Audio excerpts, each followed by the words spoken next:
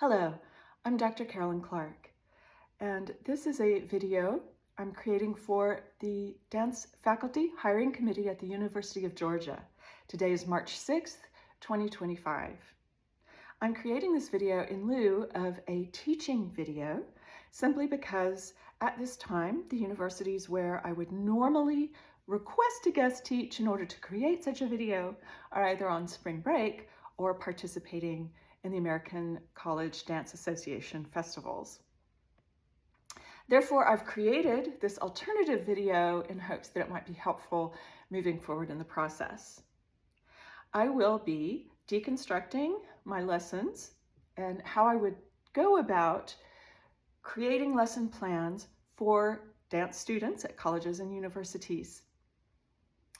So at the beginning of a semester, I am facing a population of students who come from a variety of backgrounds, some of whom have been taking ballet classes for 10 to 15 years, some of whom are relatively new to ballet, even in an intermediate or advanced level class. Therefore, it's important to assess what gaps in knowledge might be, where students' interests may lay, and how we might best proceed forward given a variety of needs and desires in the class. At the beginning of the semester, I look at a variety of skill sets to try to assess where to focus our attention, since it's only a 16-week endeavor. Despite the diversity in all of these classes, there are some commonalities that I've begun to discover over the 25 years that I've been teaching in these populations. And so I will address that today, not by giving you a lesson plan for one class, but discussing how I would integrate these skill sets into classes over a 2 to 3 to 4 week period. One common entry point for learning especially the intermediate advanced levels, is the grand jeté.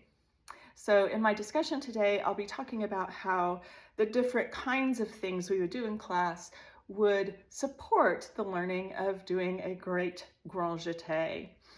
And for those of you on the committee who might not be familiar either with ballet terminology or with ballet in general, a grand jeté is a brush leap, and something that is very recognizable, and I guess you might call it an iconic step in the ballet repertory.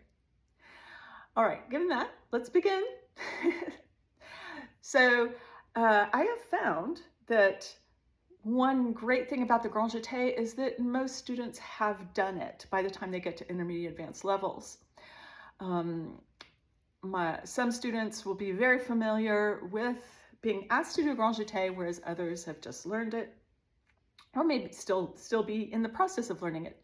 However, when I create phrases with the grand jeté simply to assess where they are at the beginning of the semester, 90% more or less of the students will not do a grand jeté.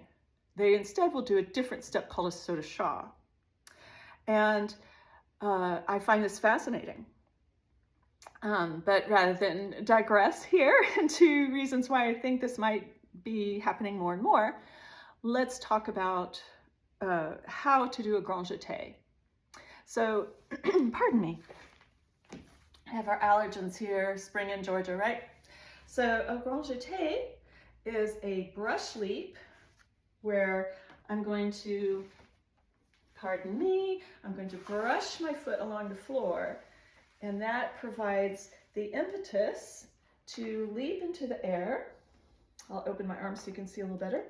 And my legs will go up and they'll go towards a split, sometimes achieving it, but that's not necessarily something that we're going for in these classes. That comes as a result of proper technical work. So we focus on the technique. You brush and you leap and you go forward. Now, the difference between pardon me, a grand jeté and a saut de chat is that in a saut de chat, I'm doing the same idea, but rather than brushing on the floor, I am pushing off my back leg, bending the knee, and following through in that sense. Another fabulous jump, another iconic jump, but a different jump. And so I think it's important and a great entry point for students to get curious about the differences between various steps and how to achieve them. So, having said that, let's begin. I would not teach all of these things on the same day. And I wouldn't drum into the students that we're focusing on grand jeté and talk endlessly about it for 2 to 3 weeks. I think that would be counterproductive. However, these are the types of things that I would integrate into a class to get to the grand jeté. And students I would discuss learning, pardon me, I would discuss my motivations from time to time without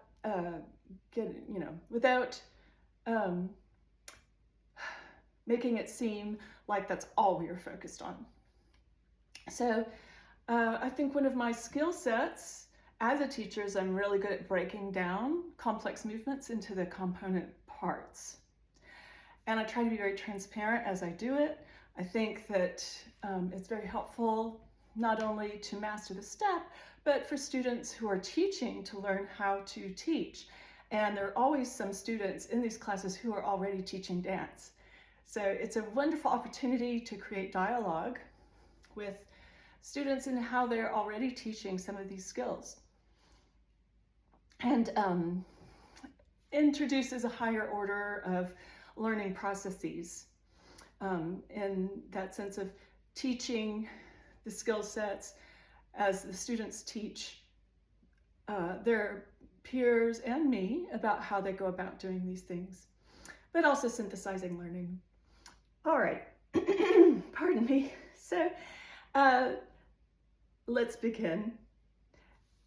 First and foremost, I would want to talk about the feet and talking about how the feet function as you do a grand jeté. I learned a lot about biomechanics, not only through my academic studies, but also through the Eric Franklin method, which is a wonderful method, I think particularly useful for dancers to discuss biomechanics, anatomy, and kinesiology. So, one class we might focus on, or begin class, I should say, with some of Eric Franklin's work. Some students may already have taken anatomy or kinesiology, and I would ask them to share what they know about feet and how they function in dance. Of course, pointing the feet is a foundational aesthetic in ballet practice, so it's a great entry point also to discuss aesthetics and functionality. I think it's not just pretty, but it is a way of directing kinetic energy through the leg, through the entire body. So it's a wonderful way to talk about and create dialogue about why we do what we do. Creating context is vital towards a living, growing, developing artistic practice, and knowing history and aesthetics and biomechanics, cultural issues.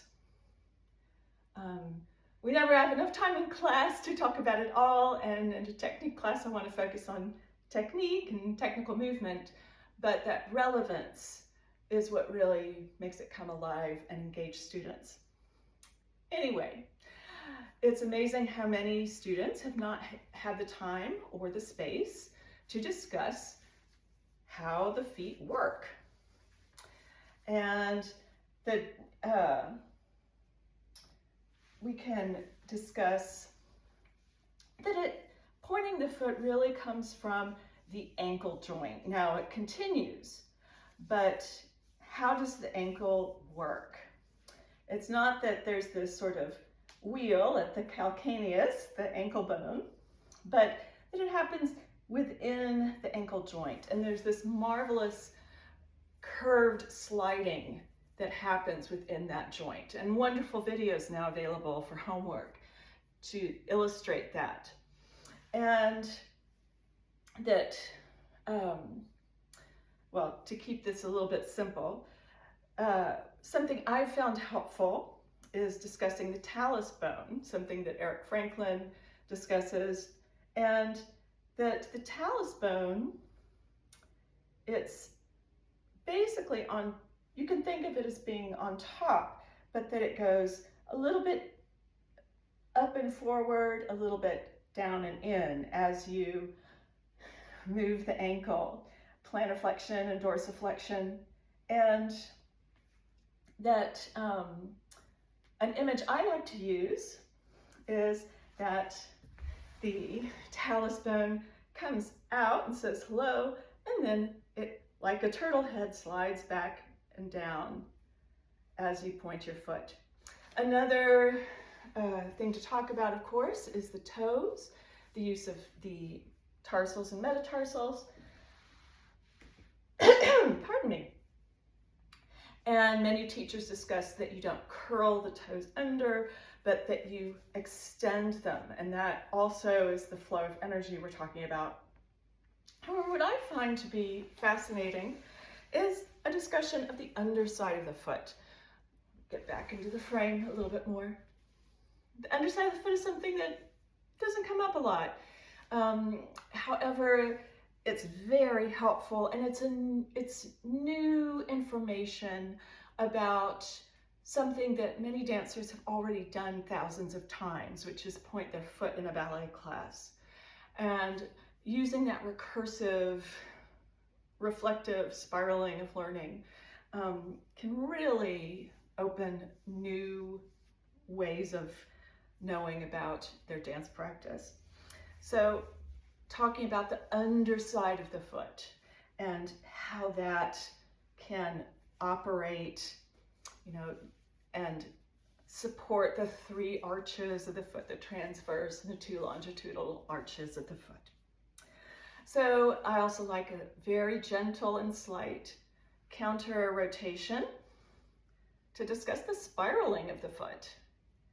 Not that it goes outside the plumb line of motion, but that it does in fact spiral as you transfer your weight through it. That's a little more information than I intended to share in this video, but please bear with me. I've never created this kind of video before, nor seen one, so we're in new territory here. We would do that only one day, I think, unless the students had interest in continuing work in that way. But brushing the foot, understanding the nuances of motion is vital to the grand jeté. Let's continue. So in the plie exercises, we can start working on a number of grand jeté skills, and beginning with skills that are going to be foundational for any step. So specifically, I like to emphasize the last little inch coming up out of a plie. That is one where we all tend to lose focus, and there can be, as a result, a tendency to tip the pelvis and de-rotate at the top of the femur bone. So because rotation in the hips is foundational ballet, we need to make sure not to lose that, rather to have that delicious connection all the way up to the last little inch, connecting it through the torso. And turnout is going to help the grand jeté. Specifically, as we jump, we can get that wrap to support and lift the entire body and center of weight. This is where we find it, in this last little inch. And also, I like to really focus on the back in our pliés, simply because strengthening the extensors in the back is very vital to a good grand jeté. And there are not many exercises that we do in the classical ballet warm-up that really focus on strengthening them. It does come as a result of doing all of them, but one exercise that we really can emphasize, isolate those muscles is in the port de bras forward. In contemporary styles, a lot of people roll down and roll up. There's nothing wrong with that, but it does something different than strengthening the back in the type of way that we're looking for grand jeté. So I'm very particular that we take the flat back as far as possible without tipping or shifting our weight backwards, keeping that rotation, and then rounding forward. Then you reinstate that flat back. And here's really where we're doing our isolation of the back extensor muscles. And coming up. So even in the simplest of warm-up exercises, we really are getting at this juicy stuff. Fourth position is an opportunity to work on what we call squaring off in dance, but it's having that forward and backward coordination that we need for the grand jeté.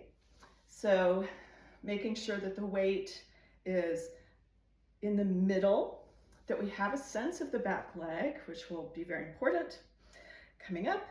But also in fourth position, I like to take, for our port de bras, a nice upper thoracic spine rotation and adding the focus. So looking up and over and out, up the ramp of the arm, integrating the focus right away at the beginning of class, and getting some mobility in the thoracic spine. Getting ready for some counter spirals that we need in the grand jeté, keeping the torso activated. I have my notes off to the side here so that I get most of the points I want to make. Let's see. Yes. Tendu, battement tendu and dégagé. We really are, this is very important with the grand jeté from the skill set of brushing out from plié up and out and forward, in addition to shifting the weight and pushing off your back foot. Pushing off your back foot, it's interesting. It's I'm glad that one of my teachers told me that a long time ago because a lot of students haven't heard that particular cue, and it's vital for all your traveling jumps that the second foot, whether it's to the side or even this way, that the second foot pushes off. It's not just the glamour leg that's initiating, it's the push off of the other leg.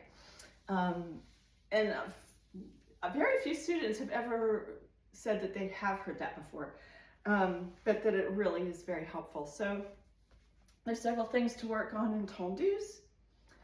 We have coming out of plié, the brush, of course, and the lift of the pelvis, which is supporting our center of weight. So this coordination, lifting up through the torso.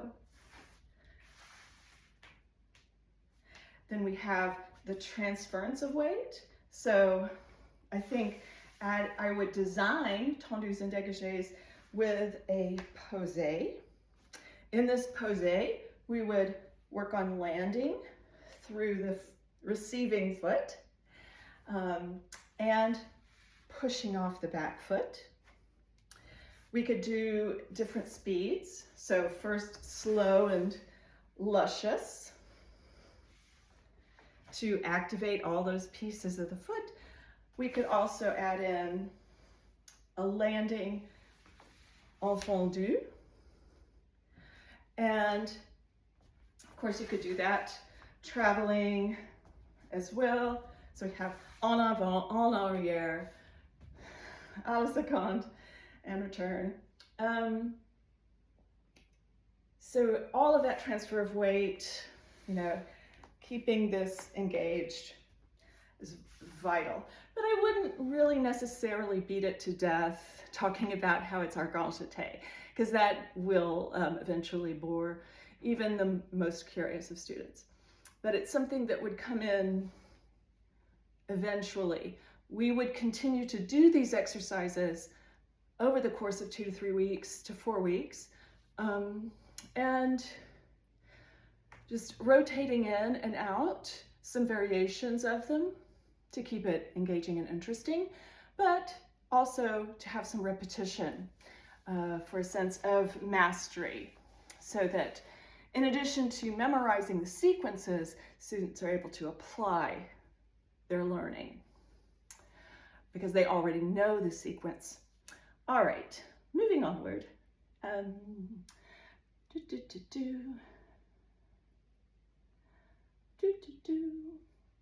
Yes, with the dégagés, we can also discuss how do you feel when the toes have actually left the ground. Sometimes we think about the end point without the process. So by engaging that kinesthetic sense, that felt sense of the body, that's a really lovely moment to talk about toes and energy. And again, that kinetic energy makes the physics of the step work. Rond de jambe fondu adagio, continuing to work on that transfer of weight. The piqué arabesque is a great warm-up for grand jeté. In an adagio, I would be sure to integrate a phrase where we come down up, piqué, arabesque, and focus on that pelvis coming up and forward, pushing off the back leg, keeping the square, looking at the plumb line, focusing, all that good stuff. And I would often have students in 2 groups at the bar,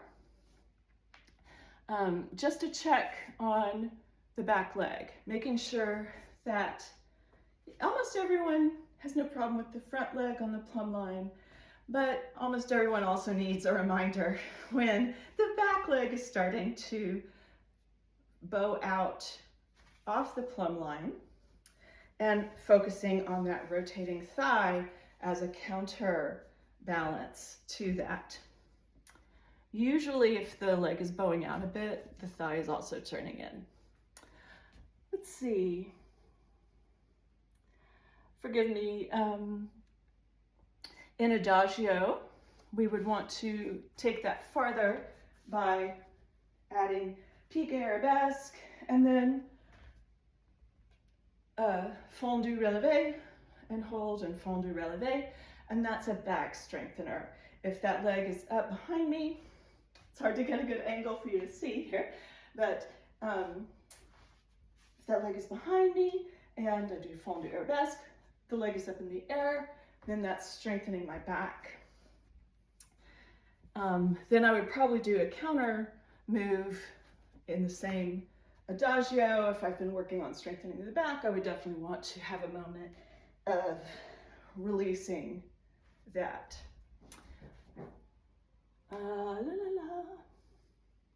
So in addition to these things, I would, in each exercise, add other skills simply to keep them going.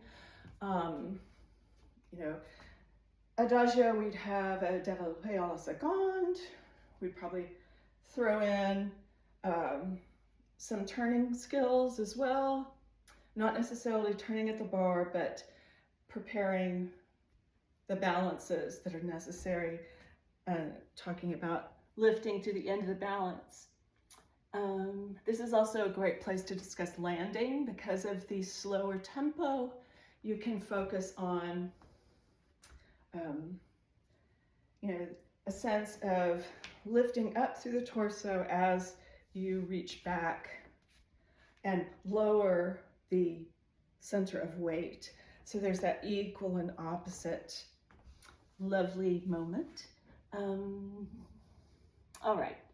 Then in the frappé, I think for grand jeté, I would probably focus a lot on frappé derrière. Again, for the plumb line, but it tends to be an underdeveloped skill compared to frappé devant and seconde. So really focusing on that and that sense of the motion of the foot, which we'll need for the push-off in our grand jeté. So we might do something like fondu and stretch. Fondu and stretch, frappé, frappé, double side, double side, double side, depending on the level of the class. And then of course some balances. And grand battement, fabulous time to work on grand jeté, especially adding at the end, grand battement en cloche, fondu, down, up. And then you could start one class by taking en cloche, 2, 3, 4, 7, and 8, balance, other side. Then the next class, you would change that a bit to down, up, and then tombe, relevé, that's your grand jeté right there. Tombe, relevé, balance, soutenu the other side. But then you can change it up from transferring the weight to working on your grand jeté en tournant by up through sous-sus, change feet, balance, en fondu, and then finally you add the half turn up, and that would be maybe the next week. And really working on that skill of landing with the legs still elevated. That's another skill set that tends not to be too developed at this stage. So you really want to focus on landing with the leg raised rather than dropping. But that takes development of the back. And again, these days, more and more, our back muscles do tend to be weak. Moving to the center. So let me catch my breath a moment and talk about the end goal of this phase, this sort of module, if you like. Working on the grand jeté skill, I like to find either a masterwork that features the skill, or I can create choreography that features the skill, and then we work towards learning that and performing it at the end of our 3 weeks. And performing in class with safe, invited guests. So I might ask some of the other teachers if they're free to come and watch us do it, grab some people from the hallway, other students.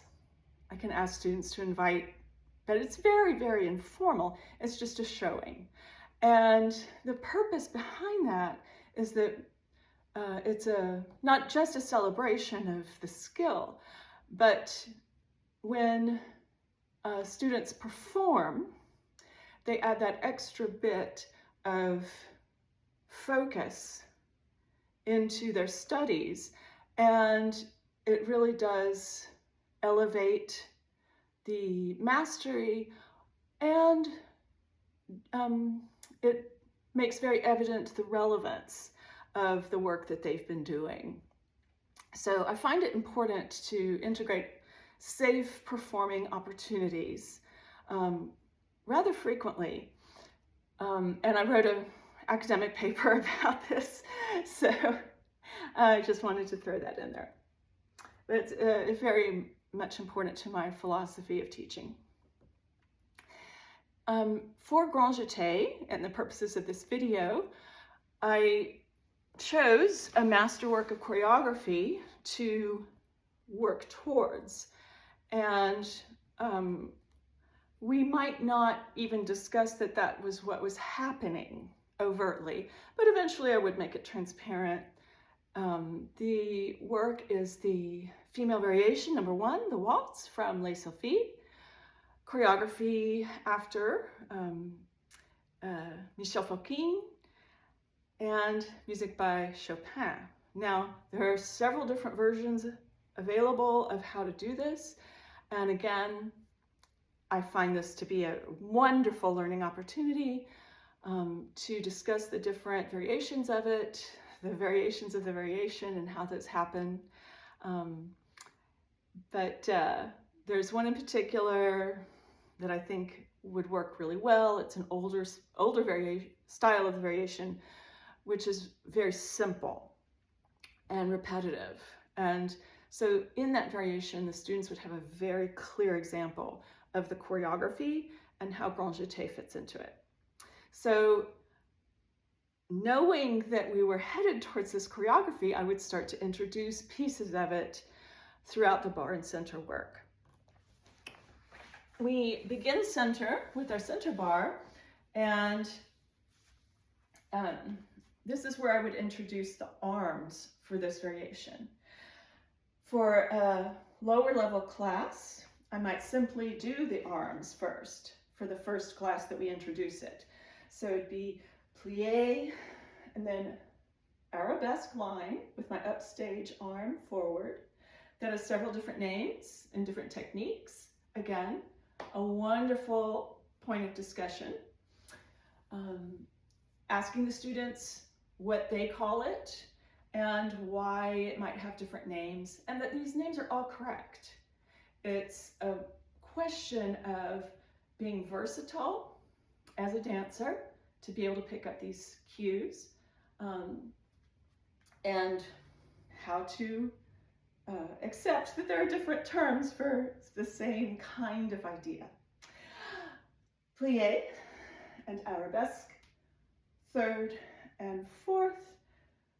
Then we could add our center tendu, tendu, tendu, and other side. 1, 2, and 3, and 4, tendu, tendu, tendu. For a more advanced class, I would go ahead and introduce the écarté line right away, which we'll need in the choreography. And then we could just right away add in some tendus and out, and out, and out, and transfer, coupé, pas de bourrée, then dégagé, dégagé, dégagé, da da da da. So we make it longer and more complicated. Then with subsequent classes, I can take that same idea, add on to it, add complexity. Certainly with intermediate advanced, you can always add en relevé, adding different facings. You can reverse it. So you always want to be developing exercises appropriately. So having introduced those arms, in our center adagio, we would be again working on the piqué arabesque, the shift of weight, the focus, becomes very vibrant as a full body, full arm exercise. In our pirouette waltzes across the floor, or just the pirouette exercises in the center, this is where the shift of the pelvis up and forward really comes into play, and also that back foot.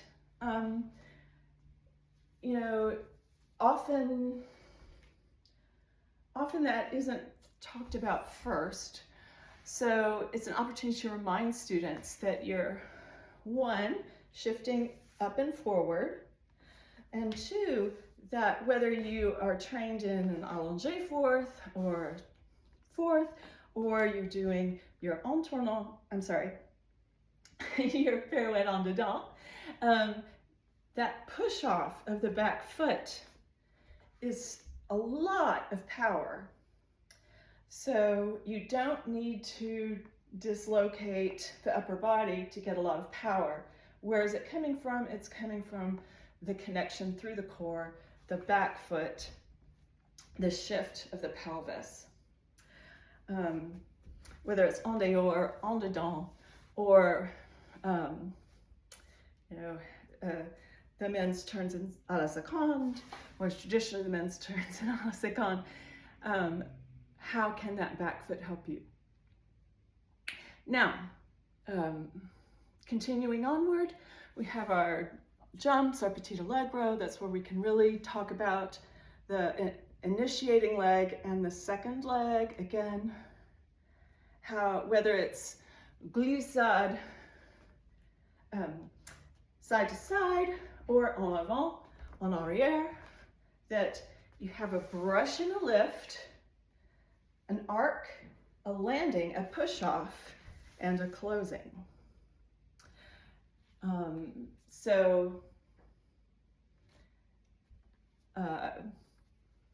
Again, you wouldn't necessarily focus on all of these little pieces every class. It would get too repetitive, but that you know in each class that you're going to touch on it. Then getting to your grand allegro across the floor, this is where we start doing the grand jeté. And you can start with a simple da da da da da da da, grand jeté, balancé, run, grand jeté, balancé. So many different variations of that we could do. And finally getting to the les sylphides choreography. So we have for that da da da da da da da, run, grand jeté, here are arms again, balancé, and then a piqué arabesque, up, run, grand jeté, balancé, piqué arabesque, and then it goes to the other side, run. So really easy to integrate into class. Then the second part of that, we have grand jeté en tournant. So a fancier application of that skill. Again, really important to talk about the scissoring of the legs, the plumb line, because here there's a tendency to circle the front leg, circle the back leg a little bit or a lot, and that messes with the physics and the efficiency of that movement. So we talk about the slicing of the front back leg, and then there's a tourne de flèche movement after the grand jeté en tournant, tourne de flèche, chassé, and repeat.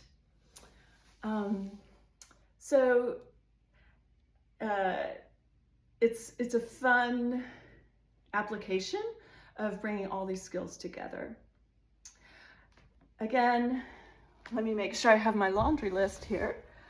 There's at least 10 biomechanical skills that are foundational to the grand jeté: the brushing of the foot from plié, the lifting of the body and the center of gravity, the pelvis up and forward, pushing off the back foot, landing through the foot, how the feet point, the support of the torso, the strengthening of the back, your focus as you jump, the timing, which we didn't really have time to talk about, but musicality and timing is always a wonderful artistic entry point into technique.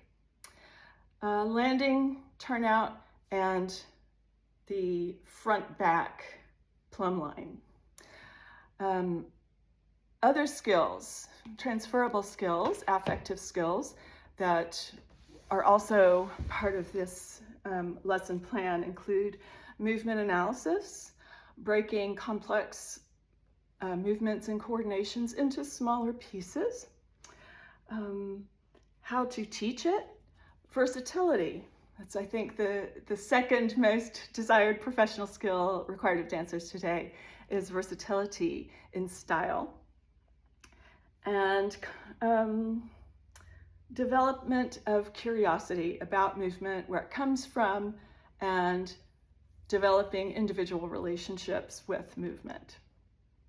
So I look forward to answering any questions that you might have about this lesson plan. And again, I'm Dr. Carolyn Clark. Thank you for your attention.